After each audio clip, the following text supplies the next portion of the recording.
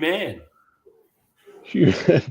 Welcome, everybody. It's Thursday night. I nearly said Monday night, just out of old habits. Thursday night on the grand final week. We've got a big game coming up on Saturday. Unfortunately, we won't be part of it this year, but the band felt the need to get back together for a show during the grand final week because there's been a bit of Richmond news as well. And obviously, the grand final is a big game. No matter who's playing, it probably deserves a bit of love and attention. CB showing off his backdrop there of him taking Mark of the Year with his cap on. Well done, CB. How are we, gents? Grok, how are you, mate? Yeah, good, mate. Good to be back. Obviously missed the last couple, but yeah, good to be back. Yeah, you've the cough, is it gone? Have you shaken the... Not yet, no. 11 weeks I've had this. So, yeah, I was in the hospital last week and they've just put it down to post-chest infection asthma. So just steroids and asthma meds, that's all I can do. But, yeah, 11 weeks, I'm over it already. Yeah, I can imagine. If you need anything a bit stronger, just a S-Dank might be able to help out with Absolutely. No. something for you. Plenty of support. Just an old European, Rock. An old European trick, mate. Windex. Just, you'll be right. You'll be good to go. Okay, Donald. Yes. CB, how are you, mate? Good, thank you, mate. Good. That's Felt like an absolute wanker posting that video in the gym today, like looking at the camera and it's like, oh, goodness. Very good. A lot of respect doing it when you're sweating up a storm in the gym. It's that was a very nice sight. Tiggs, how are you, mate? Going well? Yeah, going well. I nearly thought I was going to be a bit late for the show. My eldest son, he's doing an apprenticeship as an auto electrician and brought a dog. I've got to Caesar my English staff, and he brought home what's it called? An Afghan bull. Apparently it's Australian breed, bred here. It's a cross between something and a German pointer. Anyway, beautiful little dog. Called him Diesel. But, mate, this dog shit. He's 8 weeks. So all it is shit and piss patrol all over my house, fully trained. It's crazy. Oh, God. Enjoy that. Now, a lot of feedback coming through about the $9,000 computer and the Roxburgh Park internet. Are we looking okay for tonight? Everything's okay? Yeah, listen, I spoke to the council, and we've got a couple of boosters going, so we should be right. Yeah, nice. And it's not my computer, by the way. My computer's schmick, right? It's the infrastructure here at Roxburgh Park. But, okay. Yeah. So we're playing Dan Andrews. Okay. Something tradesman, something tools. Yeah. And EJ, how are you, mate? Nice to see a little fend off to Tom Stewart in the background there. Yes, the 2017 qualifying final, one of the great finals. Great. Really excited for this next sort of 40 minutes or so, 50 minutes or so. I've actually moved, you can't tell because of the background, from my dungeon out into the normal area, but the lighting is still bloody shit house. I've got to get a Sparky in. But I have gone full CB. The Chrome Dome. I've gone the Chrome Dome. I am full CB. I am not a speck, not a hair. Respect, dog. Respect. We might have to follow suit, Tiggs, and just all go cue ball for next year. Mate. I'm a wild and I'm 50, mate, and I've still got black hair while it's there. I keep it, mate. I hate you, Tiggs. I hate you. No, we leave this bold stuff to you Anglos. No, we Europeans, mate. We keep the hair for as long as we can. And we've got a new viewer, Elizabeth Marsh. Welcome aboard. Hello. And welcome to any new viewers, and welcome to all the regulars as well. Always good to have everyone on board, so thanks for tuning in. Make sure whatever platform you're watching on. Being a new female viewer, have you come for the reveal? That'll be done in about 35 minutes. So just get the you have to pay $5 subscription for that. Yeah, you have to buy your own magnifying glass. No. I'm going to destroy all the fake news. Fake news is over. Going to show it. All right, whatever platform you're on, make sure you give us a like and a share. We really appreciate all the love and support. So I think on YouTube we're at 648 subscribers. It'd be awesome to hit 650 tonight and beyond. Come on, Elizabeth, 650. The response to the last 3 or 4 episodes has been phenomenal. So plenty of views, plenty of likes and shares. So thank you so much. We always appreciate it. There's a little bit of Richmond news, I suppose, to get through since we all last caught up. Kane Lambert signing on as a development coach was the first cab off the rank. And I think a few of us called this early on once it was fairly obvious he was going to have to retire because of the hip injury. And as you know, anyone who's been to a game and even seen on TV, you will have seen Lambert's been working on the bench with the players, in the last few weeks of the season anyway. But I think that's a very good appointment, CB, with his knowledge, his work rate, his leadership. I think to have young guys like Judson Clark learn from him and others as well, and Sonzi, I think it's a very good pickup to keep him on board.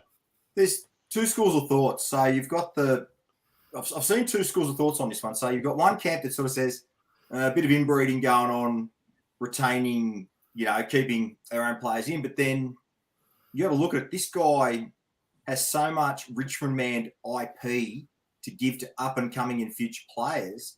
You can't throw it all out. I think personally it's a terrific appointment, and he's in the exact role you'd want a guy like Kane Lambert, and he was highly sought after too. Make no mistake, there was a lot of clubs chasing him. So in this case, I'm very happy that we've retained Kane, and I think he's going to be wonderful for those first 4 year players in particular. I also think it was acknowledgement that we made an error letting Grigg go. We let Newman go, and we followed the same thing. Let them learn different IP, but we should have kept Grigg. Oh, that's my personal belief anyway. He's shown what he's done at the Cats. He's a very astute footy brain, Grigg. Yeah, I think I think Grigg will come back. I think with Lambert and with Marriage in particular, they are the real heartbeat / culture / Richmond man of the club. Lambert doesn't even have to do that much development of playing. He has to do more with development of man. And I think that's where we, off field, are getting it so right. Mm. Yeah. And I think, I agree. Lambo's the perfect guy you want in that sort of development role, given his history of making it to the AFL. He was overlooked for 5 or 6 drafts, drafted at 23, 24 years old. Like, he's the perfect guy that you look at with the career that he's had and say, this is what hard work gets you. Like, he's the perfect example for anyone coming in. You can have the talent, but if you don't work hard, it's all going to fall down. So Lambo's that perfect guy to fill that role, I reckon. 100%. Before we go into the next topic, I've seen a few comments in about Jack Graham. We will get to the Jack Graham part, so don't stress about that. We will address it. I'm not deliberately ignoring questions. It's just a little bit further down the agenda, so we will address it. Ben Rutton, obviously the other welcomed addition back to the fold, and I think as a Richmond supporter, once we saw the way he was being treated and that it was publicised that Dimmer reached out, similar to what happened with Teague, everyone's kind of thought, right, we're going to try and get him back on board, like we did with Lepper when he got the arse from the Lions. I think I welcome him back with open arms. I'm sure all of us do. Has it been defined what his role is yet? Is it defensive coach? Have they actually said that? Yeah, it's defensive. They have? Defense. Yeah. I think it's a perfect fit, and Teagues, I think Truck is a huge return for us. And, we obviously had the issues with the soft cap being slashed because of all the COVID stuff and because of some misdemeanors and things like that. But now that's starting to grow again, we can start to take a bit more shape with some coaching appointments. Yeah, look, spot on. And for me, funny enough, the vibe I've got personally, but also vibe of a couple of my mates that are in the industry, the way what we're doing off field is screaming 2016. After we had that disastrous year, we're really rebuilding foundations for another launch at it. For a good sustained period. Obviously we haven't got on the agenda Hopper and Taranto, but you just let us know when we discuss that. But getting Truck on is huge. He's going to help instill in our young backs like Gibcus, who needs like a Leopard type, a backman that's been elite when he was playing days. Very astute. Footy acumen's really high, be able to translate some of that knowledge in a way that these players will understand. And we've got such a young back line in the sense of, your Gibcus, you've got Miller, who's young as well in there. And also the lifter to give players like, Vlosten, Grimes, it's like having an old faithful friend back again. And then you've got, for example, Tarrant, who's never been coached under him. So, yeah, it's good. Look, Teague showed what he did when he came in, that, AFL coach quality, AFL's just in a shit-cultured side than the Blues. So we became number one offensive side. I reckon we're going to get the same sort of impact with Truck. He's going to want to prove Essendon wrong, let's be honest. He's going to want to... And you can see the love and respect our players have for him after that game against them. And to Darren's excellent point, EJ, that the kicker is Essendon are paying him to coach for us. So thank you, Essendon. It's so good. It is shamble. Make sure we all remind Essendon people about this on Twitter as the year goes on. If things are starting to look okay defensively, just don't be afraid to use that. This is Treloar Bulldogs. This is Stevens and Kangaroos. This is Grundy next year, Melbourne. This is just like other clubs just giving us a free hit. This is grouse. 2023 hashtag thank you Essendon will be trending on Big Footy. Hashtag soft cap dodge. I'm so happy we got him. And Tiggs nailed it. You think of Bolter, a 22-year-old defender. You think of when Rutton took over Rance and what he transformed him into. This is a very, very exciting off-season coming up for the Richmond Football Club. Make no mistake about it. This is good things are coming our way. This is going to be amazing. And let's not undervalue the prospect of having 3 fully fledged senior coaches at one point in time in their career in the same box. So I think, there's probably a school of argument. People might say they might clash.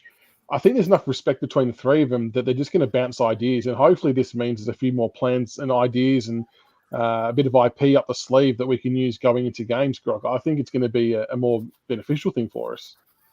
Yeah, absolutely. And I think we need to keep into account that Rutton was there when we had that review of Dimmer at the end of 2016 as well. So he knows what Dimmer's shortcomings are in the box and was obviously brought into the club the first time to sort of rectify those. So I don't think it's going to upset the balance that people think, obviously being a senior coach, you're going to have somewhat of an ego. But yeah, I don't think that it's going to be as bad as people think. I think, if anything, it's going to benefit Dimmer. CB with the quick background change there, rubbing the head into the ground. I was very angry that night. That wasn't Tom Lynch, that was me. I was very angry that night. Oh, I like it. Now, we've had 2 big signings come through as well in the off-season, which kind of triggered a bit of a domino effect, which we thought was going to happen. Jack Riewoldt and Cotchin signing 1-year extensions. There's probably an element of the supporter base that's surprised and probably an element that aren't. I thought we might have gone 1 for 1. I thought one might have stayed, one might have gone. But when you hear Jack come out, I'm not sure if Koch has said this officially, but I know Jack's come out and said that playing next year for him, he's not playing to make money. That part of his career is done. He's got businesses and media stuff set up. He's playing next year to win a flag. So when you've got the buy-in from 2 senior players like that, we all remember Koch saying that he was happy to pull the pin very early on in his career after he won a flag, and he's obviously stuck around.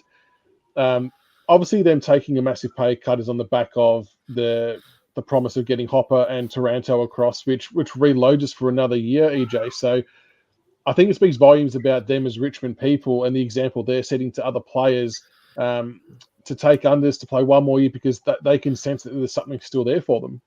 100%. I could probably now list over the next 2 or 3 years who's going to retire and when. We have actually staggered this really, really well. Next year you've got Jack and Tarrant and Koch going to pull a pin. The year after that is Grimes and a couple of others. But we have actually, in the last 5 years, set ourselves up beautifully ongoing. And a lot of people, and this is where, I hate to say this is where you give credit to Geelong for what they've done. We're doing similar things. We are managing and massaging the way in and the way out. The 1-year deal's a grouse, and I am super pumped for next year. Yeah, Tiggs, you probably would have known a little bit more about this than the rest of us, I suppose. Maybe not directly, but just because of the ongoing dealings with the trade side of things. Any surprise here from you to see these 2 go around again? No, you remember last off season, I was sort of predicted that Trent would be used as a 5-minute burst player per quarter. That's what I thought his role on. If you go back in the podcast way back then, that's what I predicted his role will be, because we realised where he's at with his body. He's had multiple knee issues, and that battering ram approach that's led us so well is not sustainable. So, but unfortunately, we were so light in the midfield this year. I think knowing what our future plans, obviously we're all now, with Hopper and Taranto coming in, what our midfield's going to look like in the next 5 years. We took one for the team this year and see what could happen. So that's why I rate this year so highly, because we still made the finals. But back on point, Cotchin will be relishing the fact is he can play as a defensive mid, an impact mid, knowing that he's got quality around him to do so. And that's just, I reckon, I was speaking to a mate of mine that does a lot of fitness work with a rival club, and he's not surprised. He goes, Michael, I wouldn't be surprised if he actually signs on for another year on top of this one. If his body stays up, because the amount of less work that he's going to need to do in game is immense. He'll be able to go in quick focus, quick impact, and then go back and get benched and get rested. So, and there's rumours in the industry that the interchange bench is going to lift to 5 from 4, plus a medi sub. So that even's going to be better than that. And with Jack, mate, people saying Jack should have retired. I always challenge him. Pick a second forward that's on about 150 grand that's kicked over 50 goals. Just pick one, or 40 goals, whatever he kicked this year. Jack's footy IQ, even though he's lost pace, but he showed in games even this year that when that clutch goal needs to be kicked, or that clutch action needed to be done in the forward line, make no mistake, he's our Trent Cotchin of the forward line. He just knows when to read a moment. And to have that again for another couple, hopefully for a couple of years, I reckon, and it's going to be brilliant. And CB and Grok, I suppose the question I'm trying to answer within myself, more particularly about Koch, does he fit in on a weekly basis? You're bringing Taranto and Hopper across. You've got the emergence of Sonzi. Rost have signed. He's obviously wanting to play him. It just feels like we're running out of spots within the team to guarantee him a spot each week, while also trying to develop young kids. Do you reckon there's an element of that he knows that he's not there to play every game? He's there to play, a couple, then rest one or two. I don't know. I just don't know how and this sounds bad because I love Koch and what he's done for the club, but I'm just not sure what his availability will be like on a weekly basis. There'll be two schools of thought on this. One, is the ideal sub? So, because we've got a lot of multi-positional players, so if Koch comes on and get injured, we can shuffle the deck chairs around to accommodate him in. Or B, do we take the Geelong route with like how they've managed Selwood and a few of those older guys this year? And does he only play 16? You peg him in for 16 games this year and that's it, and just get him right for finals. So there's the two things that I think you got to weigh up. Grok, what do you reckon? Yeah, I don't think we can play him all 22 games. I just don't think it's feasible at this stage of his career. Especially as the comp gets more and more contested and the bigger bodied midfielders start becoming the norm. So I do think that Koch will probably play 2 or 3 games, and then have that one game where we cycle in someone like a Ralph Smith or a Stack or a Dow or even an RCD, one of those younger blokes, get them in for that one game based on VFL form, of course. But if it does come down to having 5 on the bench and the 1 sub, I wouldn't be against Koch playing as a sub in that 4th game rather than dropping him, giving that 75-minute rest per game and then bring him on for the last 30. I think that'd be all right as well. Keep him fresh in the legs. Even EJ, what about even just resting for the interstate games? Don't have to worry about it. Stay in with your family, spend some time with them. Maybe that's an option too. It's just going to be really interesting to see how they juggle this one. Yeah, no, not against that. I think the longer we can, and I don't like making this comparison because I don't like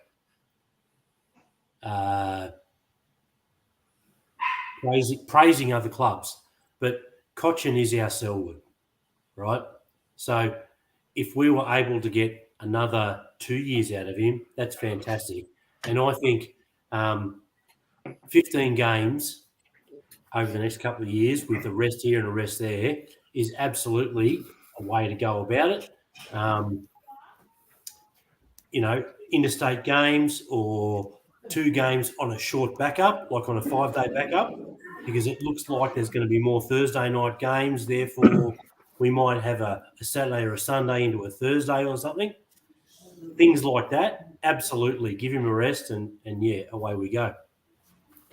The only thing with that is his leadership capabilities, because quite often he was the one that stood up when, obviously, we've got the official captains in Nank and Grimes, but when Grimes was out and Nank was having those putrid games, Cotch was the one that stood up. He was the one in critical moments, as well as Jack in that final against Brisbane.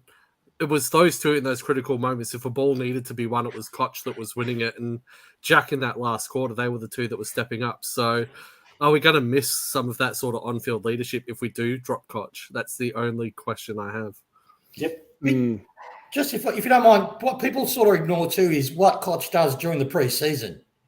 If you don't have that leadership influence there, setting the standards, educating the young kids as they're getting coached and going through the pre-season, you can't underestimate how valuable that is to have someone of that experience during that period of time. And his numbers during pre-season are pretty good still. He's not like he's a broken 90-year-old.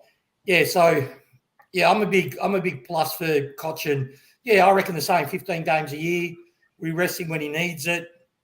But he's just we'll play him to his strengths. That's it. That's a Richmond way. Player to its strengths. So I think he's got a lot of value still to add. All right. I'll just chuck in a question without notice before we get to the Jack Graham part. With Grimes' hamstring injury and his age, is he at risk of his captaincy tenure running a little bit shorter than maybe first anticipated? And if so, do we put someone else up there to dual partner Nank, or does Nank go one out, or do we go a whole different path altogether? One out. I can't stand dual captains. Just go one out. I'm with CB. One out. To me, define captain. What's a captain to you, right? If the captain is your better player, or is your captain is your better leader? Better leader. Leader. For me, it's better leader, right? Yep. So I love Grimes. No one can. This is not a knock on Grimes. I love Grimes, right? I'm a Grimes fan since he first pulled on the jumper.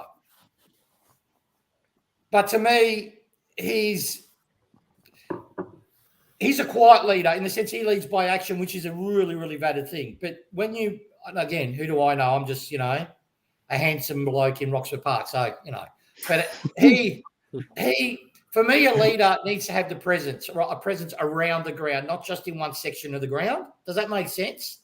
Yeah. So I'm more on the model of going a one. Look, and Curvis for me showed he grew in the role this year. I think his games, not just his impact in games, but his leadership in games was more pronounced towards the back end of the year than when he first got the role. But I don't know if I can say the same thing about Grimes. Right? So it's not a mock. I just can't say the same thing about Grimes. I do think with Nank, though, he does need to curb his ill discipline at times because he gives away some dumb free kicks at bad times. It's the only knock that I have on him as a leader is just that discipline in key areas. I think he gave away 6 or 7 50s this year that were just ridiculous and just unneeded. So, yeah, I do think we're probably better off going one out. I'd give Nank a year to see what he can do as outright captain. And if not, maybe look at someone like a Vlosten or a Graham or even a Baker at one point. As a captain further down the line. I'm a big fan of Vlosten for captain. I know it's not massively talked about in the sphere, but I think that Vlosten is the perfect candidate. Yeah, he does some dumb things occasionally as well. Too, though, Grom. Vlosten. Talking about Nank, Vlosten's is just as ill-disciplined. And I 100%. Think, but in saying for me, that's the key of what makes us different. I'm open with my feelings of how we're umpired and all that. But that aside, I can see that the method of what we value is aggression, and we play for the jumper, so we can see generally more free kicks than what we get given. But I don't necessarily see as a negative. Sometimes I sit back when Nankervis floors a bloke hard and gives away a free kick. I don't mind that, right? That's just me. But it's just with Grimes. I rate him as a leader on field to his backline, but I don't see him across to the forwards. But how do we know? We don't see what he does off the field. Maybe that's where he's, on the training track is where he really steps up. A few people put Lynch in there as well, and he could quite easily slip into that role as he has done for the 100%. Gold Coast Suns if he wished to do so. Good to have options, but yeah, I wouldn't be against Nankin. I take your point, Tarog and Tiger, that the players voted and it was tied, so it's likely to carry on as per what it has been. But I just worry with Grimes' injury, and it almost felt like it was too much for him on the field. He wasn't able to concentrate on just his footy, which is a detriment to our game. Now, EJ, are you slotting a cheeky goal from the boundary line there with your new screen? Yeah, I may be. Oh, and look out!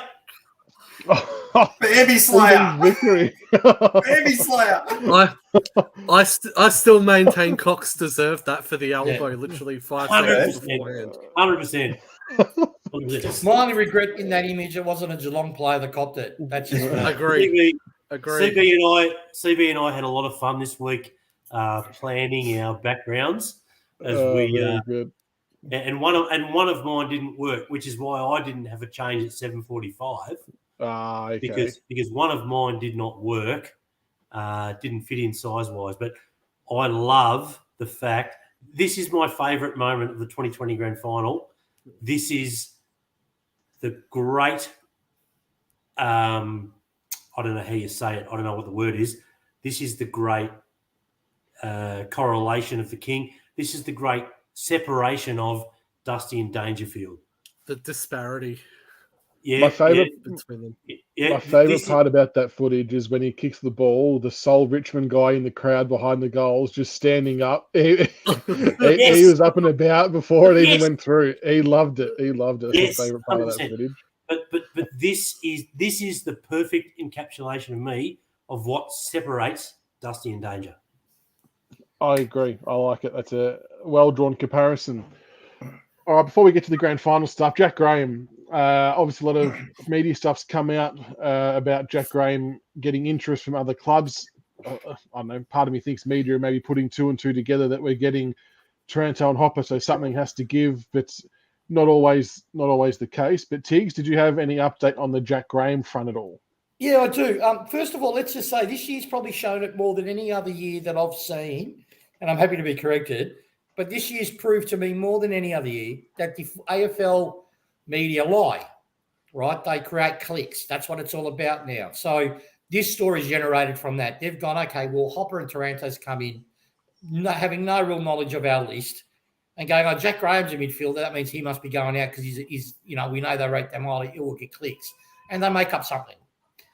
From what I know, I dug in a bit into it. Yeah, there's a couple of clubs asking for him. They ask for him every year, right? Those that undersell Jack Graham, we've got to understand the kid's 24 years of age. He's not in his prime yet. We recruited him when he had a shocking first injury that he should have taken his first year off. He didn't. He recovered. That's why he played late. His acts on the field have, for a kid of that age, in a side that he was in, that was an emerging side, not an established elite side, an emerging one, his performances and roles is far exceeding his age and his experience. So that's recognised by it. So he's a prime target for most. But from what I heard is we've seen him as a future. We've groomed him, particularly this year and a bit of last year, to take over Lambert's role. That high half forward that can support the defence, support the midfield. And so basically, yeah, he's a forward, but he's not really a forward. He's a loose midfielder that's starting in the forward line because of the 666. And he's an elite runner. He's a team first. All of his actions are team first. He consistently leads the club in tackles and pressure acts when fully fit. He's got beautiful goal sense when it's there to be kicked. And he's a team first player. And the most important thing is respected by everyone on that list. So, he's not going anywhere. And from what I know, I would not be surprised about April, May next year, you'll hear he's re-signed for another 2 to 3 years. Can So I yeah, just he put a won't be lot? going anywhere. Not Can I sure just put about a this, logic out John. I reckon we are getting Hopper, and I think we'll also keep Graham. So I reckon we're okay on that front. Correct. Oh, we'll get Keep the Hopper, and I'll give you more detail because I wanted to do a show after the trade show, but it never got up. Anyone that thinks the deal has not already been done before Hopper's already nominated, you're deluded. I mean that with respect. I know. I got a unicorn out the back. I'll sell it for you for 25 grand. If you think a player who signed a contract, who's in contract, is going to put his name up saying, I want to go to another club, it is really rare that doesn't happen. Dunkley is only the recent one that I can remember that, but let's look at the club he was going to, which is Essendon. So, no, that deal's done. That's happening. Can I just put a logic out there? So, with this Jack Graham thing, so Richmond go out of their way to bring Hopper and Taranto in to improve our midfield depth and spread. Why would you do that, then trade out a 24-year-old guy you've stuck 6 years of development into to put him out the door to bring into it? At any level, just put your common sense hats on and think about it. With the retirements we've had, the retirements coming up, or how things are changing, there's just it's just bullshit. You're right, Tiggs. It's bullshit. Utter bullshit. Yeah, no, that's right. The logic hat, 100%. So we'll take that. Got a bug in the room. John, I'm not sure why it makes you think Hopper's not coming to us. I would be. It would take something catastrophic for it to not happen. Nick, who can't join us tonight because he copped a Facebook ban, he mentioned as well. He mentioned as well that let's not gloss over that. What did he do? Oh no, I won't say. I'm texting him. He said nudes of you, Tiggs. Nudes of you, Tiggs. Yeah. Oh Jesus, I know it's Well, all the viewers are going to get to see what he got banned with. Well, the reveal tonight. Nick actually did it earlier, and he got banned for it. He got banned. Yeah, he posted public instead of private. He said there's still some lingering rumours about a key forward that we're interested in, which is interesting. Hugh, man, Mr. Magic's a dickhead. Put him on ignore. Get on with life. He's an absolute bona fide cockhead contrarian. That's all he is. He's a waste of time. I actually don't mind him. Look, I love his passion. Tiggs, put the dart away. I love his passion. Start away. Tiggs, start away. Tiggs. Yeah, thank you, mate. Yeah, my wife's not home, so I thought, fuck it. I can't be stopped. No. Don't. Put it off the screen, Tiggs. Off the screen. Yeah, sorry, the woke people are getting enraged. I'm 50, I'm a grown man, I can make decisions myself. No, but look, Magic, the only thing I don't like about Magic, he bailed to GWS. Remember that? He bailed, I think, when was it, CB? 16? Yep. Eco. Yeah, Eco. Yeah. When you brought the membership too? Oh, Tiggs, you blow my mind. Oh, God. We try and keep it family friendly, Tiggs. Come on. Where are we? Smoke. Come on. Their mum smoke even. Plus, all right, if it makes you feel better, this is an e-cigarette. It's an All right, we're going to get onto the grand final that's coming up this week. Before we go to the grand final. Oh, yeah, you got something else? Yeah. I did want to say, I know it's another club, but it's another club with a bit of a Richmond polish on it, and that's Collingwood and Craig McRae. If you look at the way that they played this year, they moved a lot towards the way that we play football. If you look at the stats about without the ball, with the ball, contested possession, all that stuff, they moved a lot to the way that we play. In that respect, and we see all of the rumours about Grundy moving on, it makes a lot of sense because you don't need an A-grade ruckman to play Richmond football. So Collingwood are bringing in McStay and Bobby Hill and all this sort of stuff. Collingwood's forward line have only had Brody Myercheck as a target, right? McStay is a B or a C grade footballer, but you don't need to be an A grade footballer in the right system. Brodie Grundy going to Melbourne and them shedding off, what's he on, 1 or 1.2? Big coin. Yeah, right. So Collingwood pay 400 or 500 and the rest, whatever. That 700, if that brings in McStay, Bobby Hill and someone else, Collingwood are a better side for it. As much as I don't like to admit it, the list moves that Collingwood are making at the moment are really, really smart in regards to how you spend your dollars on the players you have. I wouldn't say smart. If a club has to pay, 30% of your own player's wage to play for a contender, that's not smart management. No, it is. It is because the previous management stuffed it up. The current management are trying to manage it. And I think this is by offloading Grundy, I think it's actually a really smart way for them to smooth out their playing list with something they don't need. It's definitely a long-term play. It's a long-term play for them. It's probably going to have financially a bit of a bite in the ass to start with, but long-term, you bring in 3 players that will fill a few holes for them, undoubtedly, because you've got Jamie Elliott, who's probably playing second tall forward, who's not a tall forward, but does an incredible job nonetheless. But yeah, the contract situation is interesting. I know, Grock, you messaged today about, I think Degoe was offered 5 years. You went early, CB. We're getting to the grand final, mate. We're almost there. Oh, like the inner circle on. But yeah, Degoe being offered 5 years, but he's not happy about the behavioural clauses in his contract offer, which I would assume that every club who offered him a contract would have done the same thing. So it's I'll say with that, a question with you guys: if we had an A-grade ruck of Grundy or Gawn's quality, would we have won some of those close games this year? No, our issues were in the our issues because our midfield was so light. Yeah, I reckon. See, for me, I'm a bit different from you in the sense that they're going to save Grundy. They're shipping out 600K, right? Let's say assume they're paying 300K of that 900. They're bringing in McStay for what, 500-600? I don't see where they're shifting the money to actually save money to future protect their list. They're getting a C grader in, which is great, which is a tool to back on my check, which is, let's be honest, my check's what, 35, and people saying Jack's old next year. No, he's not 35. No, he's 29. My check. He's a mature age. He was mature age when he came in. I'm sure he's in his 30s, mid-30s. Trust Magpie 71, though.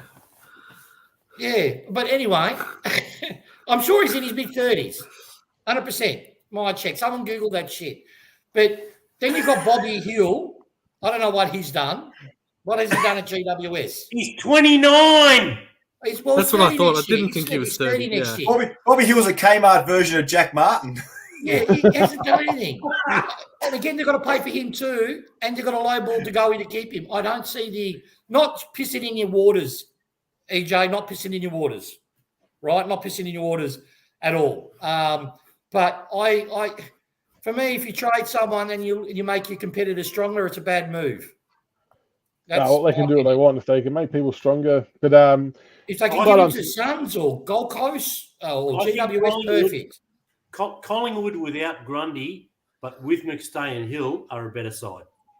Agree. It plugs more. It definitely plugs more holes for him. But enough about the Pies. Although well done to Craig for honestly to do what he did with that list this year is nothing short of sensational. As much as we all love to hate Collingwood, you can't help but respect the job that he and Leper have done. So. He literally put glitter on a turd. It was an amazing effort. Yeah, it was remarkable. All right, we've got the grand final. Before we move on, because fuck giving Geelong time on this podcast, fuck them. Can we talk about the fast that is the Brownlow and the fact that Daniel Rioli did not poll a single Brownlow vote? Oh, fucking it's just how? Like, not one. I messaged DJ to confirm that. I'm like, has he not got a Brownlow vote? He's like, no. Oh god. I had to actually bloody look it up to make sure. Yep. What a disgrace. It just goes to show how much of a midfielder Medal is, and that's not a surprise. We all know that, and it's the Crips winning it part does make it a bit more interesting, doesn't it? When what is it, round 2021, whatever it was, he was suspended and he was going to be ineligible, and then all of a sudden turns on its head. And you'd like to think any other week of the year really that suspension sticks with the outcome. The guy was knocked out. He didn't play for 2 weeks. Archie, I don't think it was. So yeah, like I said on the pod, watch him win the Brownlow now. You know what should be about the Brownlow too? In the close losses we had, where we lost by a kick, just a kick, which essentially means each team's had dominance. In those close losses, none of our players got a vote. Yeah.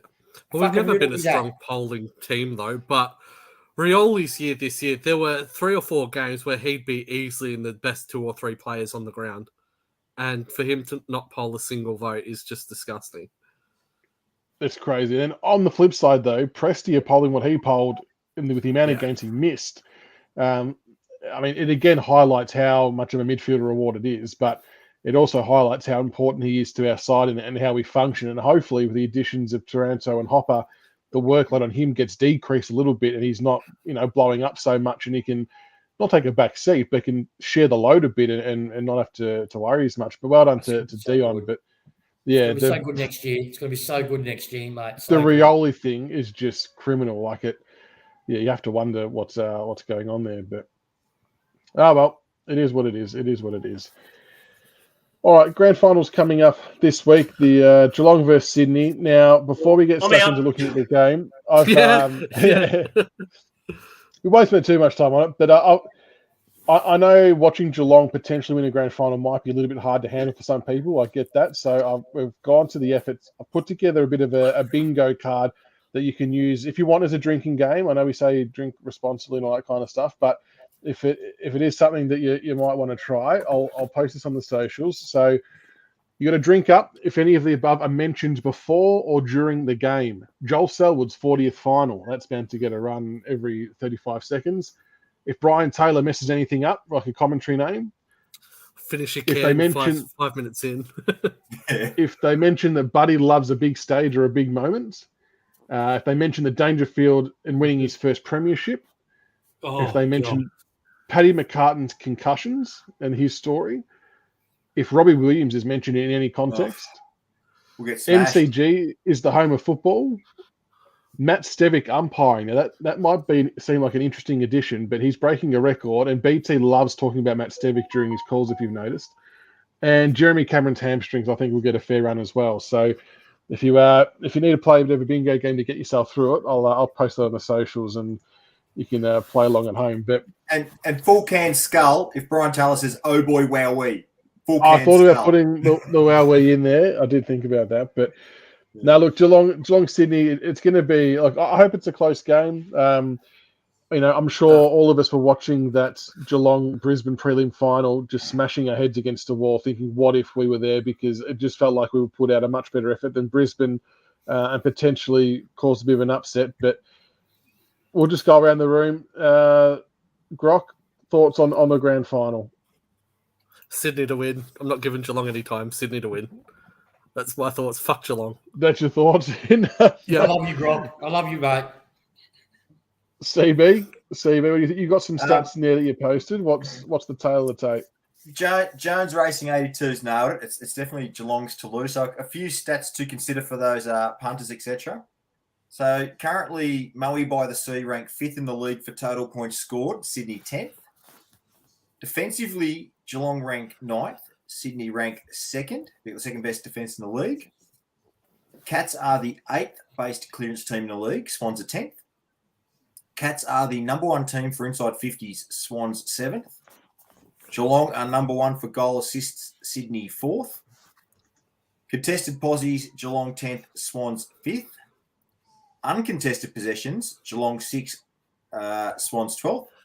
Marks inside 50, Geelong 1st. Swans 5th. So the way I'm seeing this is I actually rate Swans midfield slightly ahead of Geelong's. I think the defences break even. I think the whole issue is going to be forward of the ball. And I think that's where Geelong currently have the edge. Now, if you saw selections tonight, Reid has been named and have dropped the other young forward. So very Reid was named, was he? Was that? Reid was named, was he? Reid's been named, yes. And wow. So the other young fella, I can't think of his name. He's Logan McDonald, I think, wasn't it? Logan McDonald's been dropped, and he's in the emergency. So he's every chance to come in because they're giving Sam Reid up to the last think Phil Reid in our grand final. They're giving that up to that last minute to prove his fitness to come in. And if you look at the tail of the tape, the last three games these mobs have played, Sydney won at the SCG this year. Last year, Sydney beat them at the SCG. But then in 2020, Geelong beat them at Metricon. So I don't know how you read that. There hasn't been a game played in Melbourne between these two clubs for 3-4 years. So, that's kind of where I see it. And EJ, is there anything to read into with, I suppose, Geelong coming off an easier game by comparison to Sydney, who might be a bit more match hardened in a tighter affair against the Pies? I'm not so much concerned about that. I've been doing some digging, and I'm wondering whether the Cats can handle the heat. Oof, that's what we like to hear. Right. I have a stat, and I think it is a startling stat. We've all heard about the pressure index, right? Which is something that we, as Richmond men, we love because our side brings pressure, right? The Swans are a pressure side. Mm-hmm. Now, we've all heard about the mythical 180, 200, whatever we talk about. And that's about players getting close to a contest, putting an arm in or whatever. Everything gets a rating, right? A smother, a tackle, whatever. It all gets a rating. And then they come out with a magical number. Geelong, in 2022, when the pressure rating is under 180, are 15 and zip. Geelong, when the pressure rating is over 180, are 5 and 4. Oof. Sydney averaging over 190 on the pressure rating. If Sydney bring the heat, I think they will win the game.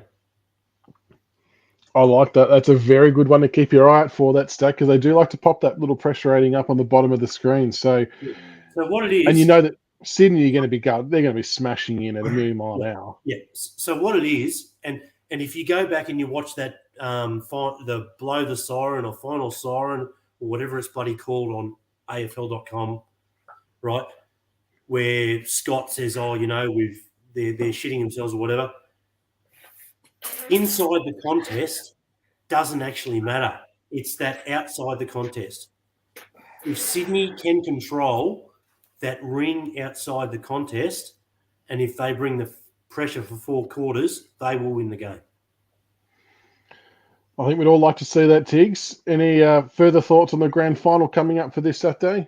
Yeah, first thought is I cannot live in a world. I cannot. I just fucking will not do it. I will not do it where Dangerfield has a fucking medallion. I will not do it. Fucking I refuse. So fuck you, Geelong. You watch. I can predict it. Someone's going to get knocked out in Sydney. Some Sydney player's going to get cleaned up. Yeah, cleaned up, fucking tunnelled, all that sort of shit. It's either going to be Dangerfield doing it. Selwood would grab someone's head and eye gouge, rub their head onto the ground, but he's such a warrior. So that's what Geelong's going to do. They're a dirty side. And any Geelong supporters that are listening to this, mate, you know what the blessing that Geelong's in the grand final? Because even by some dark, satanic fucking wind that they win, right? No one will care outside of Geelong. No one. You'll hear about the game for probably about 3 days, and then that's it. It'll be all on about Hopper and Taranto at Richmond. The bigger clubs will get a mention, and you'll see these little ferals gnashing teeth and getting really upset. On Sydney, I respect the Bloods. They've copied Richmond in parts of their game style. I really hope Buddy gets a last hurrah, gets a flag. I love it just for the sake so Cameron and Porkins does it. I agree everything that EJ said. If they do bring that pressure, they will break them. But one of the astute listeners basically said what I think. It's my worry is how the umpires will officiate the game. That's my worry. If they do it neutral, I think Sydney's a better than even chance to win. So that's why I put a sneaky 50 on them. That's all my wife would allow me to do. But, Dangerfield, don't win a flag, mate. Tiggs, I'll give you this. And someone just mentioned it. Keep your eyes on Buddy Franklin. If you reckon Buddy Franklin is going to let this opportunity slip, he's the one. He could do a nice random act of violence and really spark some shit up. And I hope he does too. I hope he does it a la Dangerfield or Hawkins style and see how they are. Tom In Stewart. a contest. Right? So, Buddy, do something. But also, if they've really got to take Stewart out of the game, Sydney. If they can man him up and hold him accountable and don't let that spare float across, if they can negate that role, that goes a huge way to winning this game. That's why Sam Reid's so important, or having a good second forward option, because if it's just Buddy one out, it's going to be too easy for them to shut him down, I think. Papley's the other going to play another big role as well, which... Oh, you know who I think's the best player in the game? It's going to make a huge effect in the game, and it's not Buddy, it's not Cameron, it's not Hawkins. Parker. No, it's not even Parker. For me, it is Rampy. I think it's Rampy. His name is from Sydney. He generally plays on Cameron. The last 5 games, Cameron's only had 1 game where he clearly beat him. The other 4 times, Rampy killed him. So if he can keep Cameron quiet, just keep him quiet. For some reason, he plays really well on him. If he keeps him quiet, all really Sydney have to worry about is Stengel. Stengel, obviously he's got that Richmond DNA still in him. So, that's the worry. But I just hope that they lose. Well, it'd make me, it'd sicken me. Yeah. If they win. There's one positive if Geelong win. You guys are 60 plus Ks away. I have to live in the epicenter of it. Think about that. Like you guys are far removed from it. Like I was walking through the local shopping centre doing shopping last night. I'm like, the butcher is literally selling blue sausages. Blue sausages. And load up on those blue sausages. Have a couple of laxatives. If they win, you know where to drive. But you know what? In Geelong, mate. In Geelong, if they win, you know how many brothers and sisters will be having a good time that night in Geelong? Mate, new babies will be born 9 months later. Fucking inbred. I swear, no, but anyway. Yeah, I'll tell you what, if they win, to lower the celebrations, I will go there and do a random fucking shitting. That's what I'll do. I promise it. I'll do a drive-by random shitting. I'll pick a random day. I'll get EJ to get the mobile phone out. And we'll get it recorded. Well, I was going to say, Darren Payne in the comments has said something about lowering the eyes of Sydney, and he's right. Yeah. Apart from the fact that if Sydney needs to bring the pressure, the other thing is Geelong's one-on-one win percentage this year in the back line is fucking insane. Excuse the French, I don't swear very often, but it's nuts. Like, Henry hasn't lost a contest. Stewart, it's bullshit. Sydney, if they're going to go in, if they don't have a target, need to go in dirty. Yep. Keep it on the ground, keep it scrubby, keep it whatever.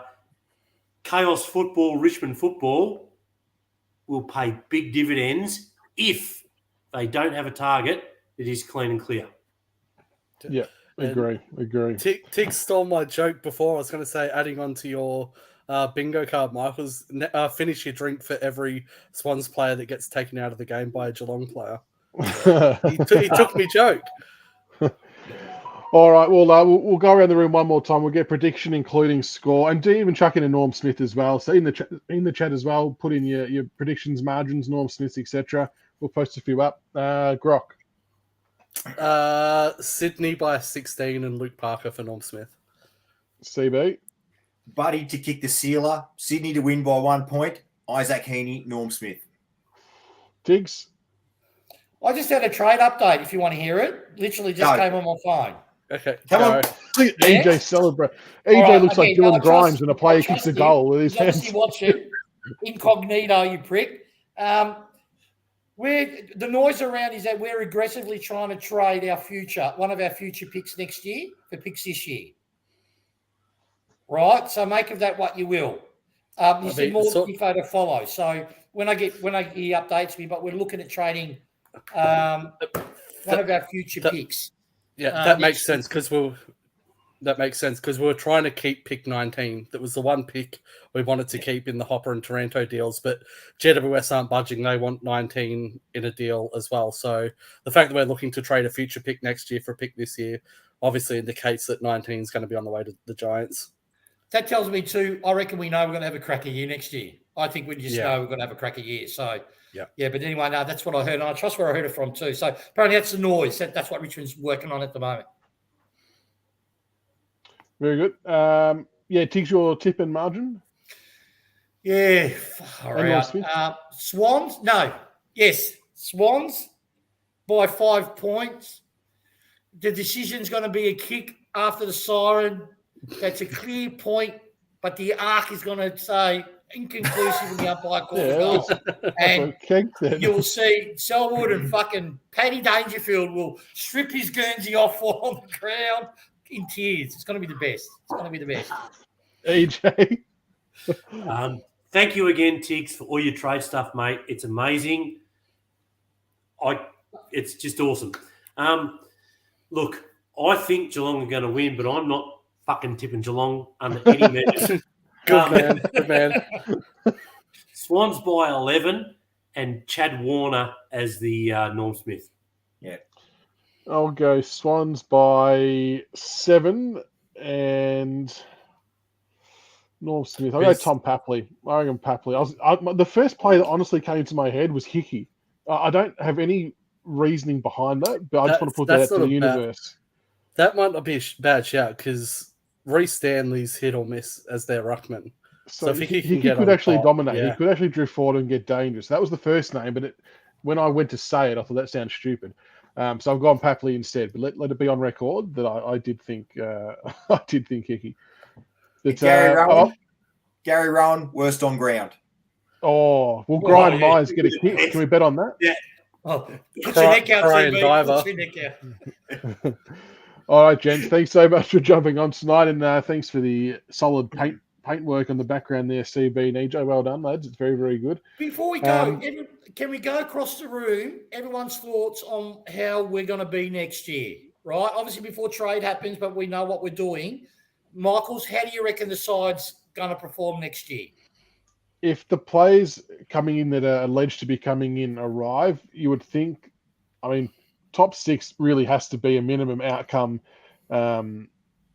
assuming there's no injuries, right? Assuming we don't get smashed in that department. But the pressure's going to be off Prestia. We're going to have 2 other good midfielders in there. Graham's back. Grimes is back. You would have to say top 4, top 6 should have to be the aim on the back of that, I reckon. Brock? Yeah, I think top 4 has to be minimum pass mark, given how close we got this year. We should have been top 4 this year with those close losses that we probably should have won. Obviously, Taranto and Hopper coming in address our clearance issues and our defensive transition. I feel like our defensive transition was one of the weaker parts of our game this year, particularly in the first half of the season. So them 2 coming in should strengthen us. So, yeah, top 4 should be at least the minimum. Fantastic. CB, mate, and Glock first, before I go to CB, I applaud the nose pick as you were doing that, mate. That was very good. It wasn't a pick. It was a scratch. It was a scratch. I think we saw the sneaky tasty as well. CB, True story. Think, bud? We used to have a science teacher who had a beard. He was back in South Gippsland. And he used to pick his nose and put the snot in his beard. And when it would dry out, he used to pick it out and flick it at students who weren't paying attention. True story. Now, that is real. Keep in mind, we also get Dusty back for a full year next year. So we actually get 3 primo players back through that midfield spread. I say we're going to finish 3rd. We're going to force Geelong to play their home final at the MCG against us again. And then we're going to knock them out and win the grand final. 3rd through the flag, boys. Get on it. EJ? Flag. Yep. Tiggs? And for me, top 4, I reckon flag. I reckon we're a real strong chance to flag. And our competition knows it, mate. They fucking know it. The pricks. Dusty, mate. A little bit of inside, what I do know. Let's kill a few myths that have been on the board. His kidney's not giving him any dramas. His body's 100% tip-shop shape. He's 100% invested in the year. He's super excited. don't be surprised if you hear his contract's extended in the middle of the year next year. Do not be surprised if that comes out, because this guy can play till he's 36 and he only wants to play for one club and be a one-club player. Take that to the bank. Now the salami time. There's only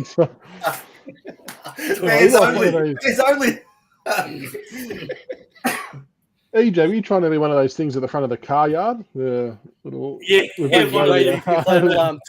Big Ben Browns. My wife and kids have gone to Melbourne. I'm home alone tonight. I'm very excited.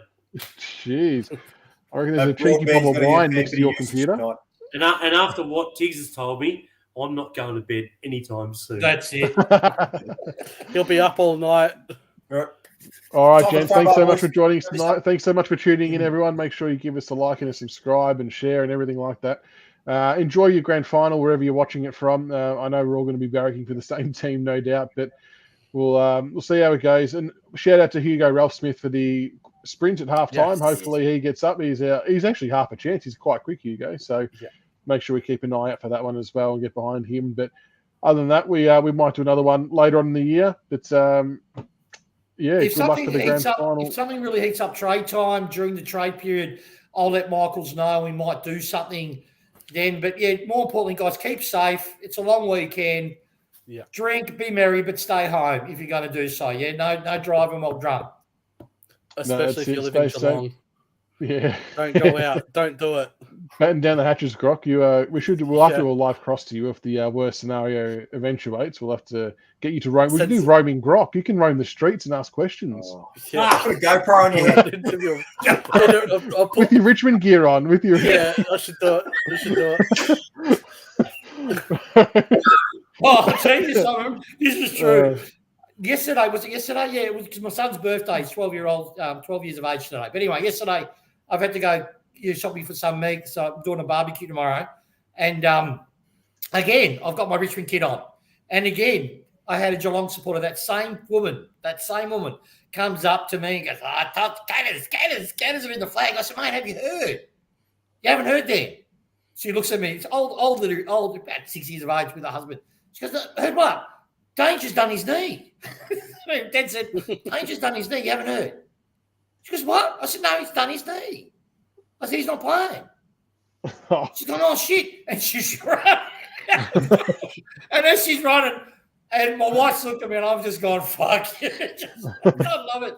So hopefully she's listening and saying, don't go squawking at our fellows back. So she would have found it's not true, but I have to admit I had a chuckle. All right, guys. Have a good night. Enjoy your grand finals, everyone. Hopefully the Swannies get up and we will speak to you soon, no doubt. Until next time, I'll say go Tigers, but go Swans as well. Go Tigers. Honor the name by day.